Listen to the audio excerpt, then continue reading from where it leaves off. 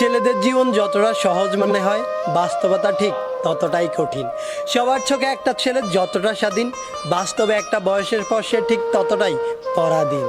একটা ছেলেকে কখনোই দায়িত্ব শেখাতে হয় না, তার উপর ছেলেটা যদি হয় মধ্যবিত্ত, তাহলে তো শেখানোর আর কোনো কথাই আসে না।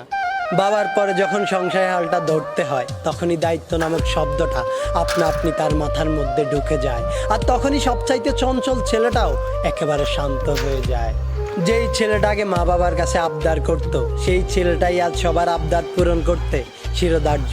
যেই ছেলেটা আগে কোনো কিছু না পেলে রাগ করত, সেই ছেলেটাই আজ নিজের শখ বিসর্জন দিয়ে ছোট ভাই বোনের শখ পূরণ করতে ব্যস্ত। ছেলে মানুষ মানেই তাদেরকে পাষাণ মনে করা হয়, সত্যিই কি তাই, নাকি তাদেরকে পাষাণ হতে হয়? সত্যি বলতে ছেলে মানেই পাষাণ নয়, কষ্ট ছেলেদেরও হয়। একটা মেয়ে চাইলে কান্না করে তার মনের কষ্টগুলো সবাইকে বলতে পারে, কিন্তু একটা ছেলে চাইলে তা করতে পারে না।